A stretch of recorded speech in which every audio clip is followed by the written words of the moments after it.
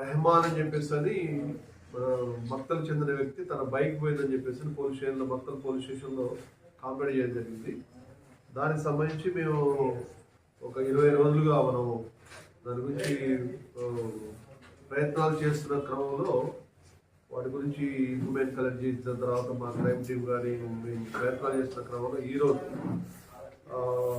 మేము మాకు ఎల్లప్ప అని చెప్పేస్తున్న ఒకతను, తర్వాత ఒక దుర్గప్ప అని చెప్పి దుర్గేష్ అని చెప్పి సస్పెన్షన్ సర్కమ్స్టాన్స్లో చందాపూర్ పెట్రోల్ వెహికల్ చేస్తున్నాము మాకు పట్టుబడ్డారు.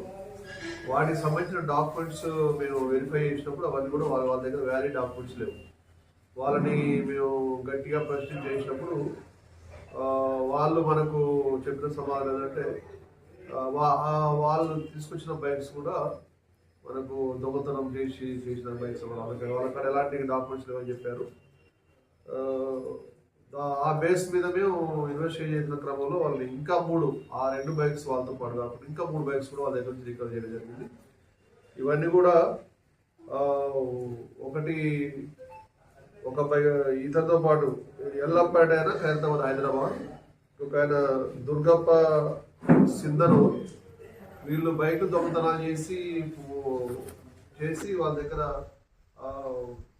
షోరాపూర్ చెందిన శంషుద్దీన్ కు ఇస్తే అతను పోయి అమ్ముతాడు అనమాట. కర్ణాటక రాష్ట్రం షోరాపూర్ చెందిన శంషుద్దీన్ ఇస్తే అతను పోయి అమ్ముతుంటాడు. ఇటు పోయిన బైకులు వాటికి ఎక్కడెక్కడ ఎక్కువ చేస్తే మరి మక్తలకు సంబంధించింది ఒకటి, మా కృష్ణా పొల్యూషన్ సంబంధించిన ఒకటి, మరికలకు సంబంధించిన మన జిల్లాలో 3 బైకులు, తర్వాత హైదరాబాద్ సైఫాబాద్, ఇంకోటి ఐజా పొల్యూషన్ గద్వాల ఐజా పొల్యూషన్ సంబంధించిన ఒక బైక్ రికవరీ చేయడం జరిగింది.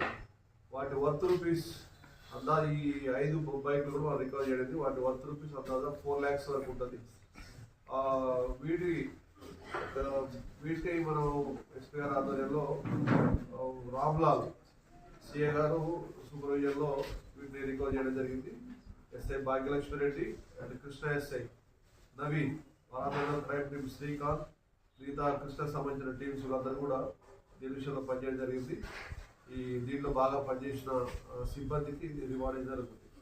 తర్వాత ఇంకా కూడా ఏంటంటే ఇంకా ఇన్ఫర్మేషన్ ఉంది, ఇంకా కొన్ని బైక్స్ రికవర్ చేసేది ఉంది. వీటిని కూడా మనం ఇంకా ఎఫర్ట్ చేసి వాటిని కూడా మనం రికవర్ చేస్తాం. పోయిన బైక్స్ విలువ అప్రాక్సిమేట్లీ 4 lakhs వరకు ఉంటుంది. ఇప్పుడు వీళ్ళకి చరిత్ర ఉంది. కర్ణాటక అండ్ మన తెలంగాణలో చేస్తుండ్రు అంతరాష్ట్ర అమ్మటం అనేది. ఇక్కడ చెప్పి అక్కడ అమ్మడం అక్కడ చేస్తుంటారు. రాష్ట్రంలో ఏ బైక్స్కి అయితే డిమాండ్ ఉందో ఆ బైక్స్, ఎందుకంటే వాళ్ళు కర్ణాటకలో ఏ బైక్స్కి అయితే కొనే వాళ్ళ డిమాండ్ ఉందో ఆ బైక్స్ని వీళ్ళు చూజ్ చేసుకొని దొంగలు చేస్తారు అన్నమాట. ఇంటి ముందర ఆపిన బైక్స్ ఏంటంటే హోండా కంపెనీకి చెందిన సిబిషియన్ మోటార్ సైకిల్స్ టార్గెట్ దొంగలు చేస్తారు.